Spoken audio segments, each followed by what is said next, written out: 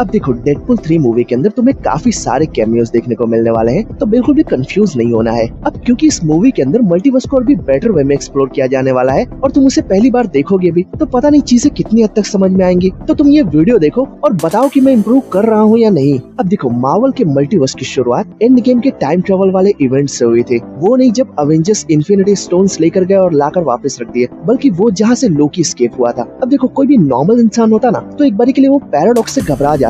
वो नहीं जो डेडपूल 3 मूवी के अंदर होने वाला है, बल्कि पैराडॉक्स क्रिएट करना ही अपने पैरों में कुल्हाड़ी मारने के बराबर है। Paradox in the sense famous grandfather जैसा कुछ, मतलब कि पास्ट में जाकर तुम अपने ग्रैंडफादर को ही मार देते हो, तो अब जब तुम्हारे ग्रैंडफादर नहीं रहे तो तुम्हारे पिता का जन्म भी नहीं हुआ, और जब तुम्हारे पिता का ही जन्म नहीं हुआ तो फिर तुम्हारा जन्म कहाँ से हुआ, और जब तुम्हारा ही जन्म नहीं हुआ तो तुम अपने ग्रैंडफादर को मारे कैसे। अब इसी पैराडॉक्स से बचने के लिए एमसीयू में ब्रांच टाइमलाइन और वेरिएंट वाला कॉन्सेप्ट अप्लाई किया गया, जो कि पूरे मल्टीवर्स की नींव है। अब देखो अगर तुम इसे समझिए तो तुम्हारे लिए कुछ भी मुश्किल नहीं होगा। अब फिर से वही ग्रैंडफादर वाला एग्जांपल लेते हैं। अब देखो नॉर्मली पैराडॉक्स क्रिएट होता है, बट एमसीयू के अकॉर्डिंग जब तुम अपने ग्रैंडफादर को मारते हो ना तो ये सारा इवेंट ब्रांच टाइमलाइन में शिफ्ट हो जाता है। अब देखो प्राइम टाइमलाइन में तुम्हारे ग्रैंडफादर थे इसलिए तुम भी हो। अब जैसे ही तुमने अपने ग्रैंडफादर को मारा ना तो वो प्राइम से हटकर एक अलग पॉसिबिलिटी बन जाती है, जहाँ तुम्हारे ग्रैंडफादर ही नहीं रहे तो तुम्हारे वेरिएंट का जन्म ही नहीं हुआ उस यूनिवर्स के अंदर। अब देखो हमारे यूनिवर्स की एक टाइमलाइन होती है जिसे प्राइम टाइमलाइन कहा जाता है, बट ऑल्टरनेट यूनिवर्स उनकी भी तो टाइमलाइन होती है ना, तो उन्हें ब्रांच टाइमलाइन कहा जाता है।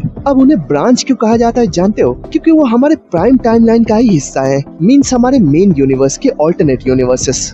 मतलब कि ऑल्टरनेट यूनिवर्सेस की जो नींव है ना वो हमारा प्राइम यूनिवर्स ही है। अब इसे ऐसे समझो, देखो ऑल्टरनेट यूनिवर्सेस जो होते हैं ना वो हमारे प्राइम यूनिवर्स की तरह एकदम सेम होते हैं, बट पॉसिबिलिटीज अलग होने की वजह से वो अलग रियलिटीज बन जाती हैं। मतलब कि जो प्राइम यूनिवर्स के अंदर नहीं हो पाता है वो उन ऑल्टरनेट यूनिवर्सेस के अंदर होता है। अब देखो ऑल्टरनेट यूनिवर्सेस को तुम एक और नाम से जानते होगे जो कि काफी फेमिलियर है, और वो है पैरेलल यूनिवर्सेस। अब देखो मल्टीवर्स वो नहीं जो तुम समझ रहे हो, बल्कि इन्हीं ऑल्टरनेट यूनिवर्सेस का एक समूह जो कि प्राइम यूनिवर्स से लिंक रहता है, मल्टीवर्स के नाम से जाना जाता है। अब ऐसा नहीं है कि इसमें तुम्हें अलग अलग यूनिवर्सेस देखने को मिलेंगे, बल्कि हमारे ही प्राइम यूनिवर्सेस के ऑल्टरनेट वर्जन्स है ना वो इसी मल्टीवर्स के अंदर तुम्हें देखने को मिलेंगे। अब देखो इनकी कोई निश्चित गिनती नहीं है, ये इनफाइनाइट हो सकते हैं क्योंकि पॉसिबिलिटीज भी इनफाइनाइट है। अब देखो ये ऑल्टरनेट्स हैं, ओरिजिनल्स नहीं। अब देखो मल्टीवर्स के अंदर जितने भी यूनिवर्सेस है ना वो प्राइम को छोड़कर सारे के सारे ऑल्टरनेट्स हैं, ओरिजिनल्स नहीं। और ऑल्टरनेट्स की एक खासियत होती है कि वहाँ काफी हद तक चीजें सेम होंगी, लेकिन पॉसिबिलिटी अलग होने की वजह से वो एक अलग रियलिटी बन जाती है। और अगर बात करें ओरिजिनल्स की तो हो सकता है वहाँ पर अर्थ ही ना हो सकता है वहाँ पर सूरज ही ना हो, या फिर हो सकता है वहाँ का फिजिक्स बिल्कुल उल्टा हो, और उस दूसरे यूनिवर्स की भी ऑल्टरनेट यूनिवर्सेस होंगे जहाँ पर सेम कॉन्सेप्ट अप्लाई होगा।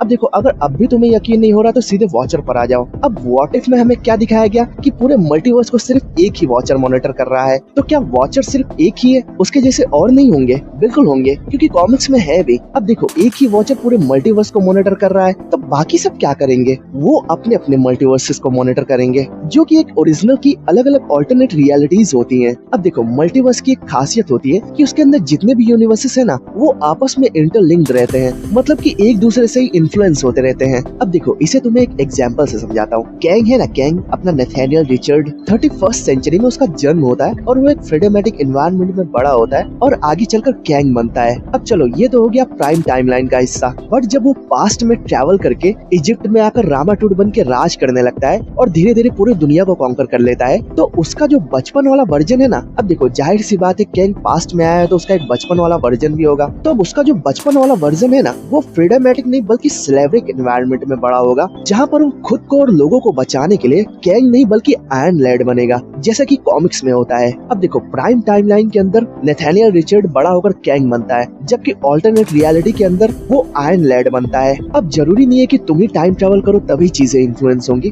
बल्कि किसी भी तरह से चीजें प्राइम से हटकर कुछ भी हुई तो वो ऑल्टरनेट रियलिटी में एग्जिस्ट करेंगी। अब देखो ये जो ऑल्टरनेट रियलिटीज है ना ये अलग अलग डायमेंशंस में एग्जिस्ट करती हैं। अब देखो ऐसा नहीं है कि तुम स्पेसशिप में बैठकर एक निश्चित दूरी पर ट्रैवल करोगे तो तुम्हें एक ऑल्टरनेट यूनिवर्स या फिर एक ऑल्टरनेट अर्थ देखने को मिल जाएगी, बल्कि अपने इस पूरे यूनिवर्स के पार भी तुम्हें एक ऑल्टरनेट यूनिवर्स नहीं देखने को मिलेगा। इसके लिए तुम्हें डायमेंशंस को पार करना पड़ेगा। हर एक ऑल्टरनेट यूनिवर्सेस या फिर फिर पैरेलल यूनिवर्सेस, वो अलग अलग डायमेंशंस में एग्जिस्ट करते हैं और टीवी उन्हीं डायमेंशंस में पोर्टल खोलती है। और इसी तरह से तुम्हें डेडपूल और वुल्वरीन के अलग अलग वर्जन्स देखने को मिलते हैं और कई सारी पॉसिबिलिटीज जिनके बारे में तुमने सुना भी नहीं होगा, इसी तरह से वो एग्जिस्टेंस में आते हैं, जिनकी कहानियां तुम्हें मार्वल के मल्टीवर्स सागा में देखने को मिलती है।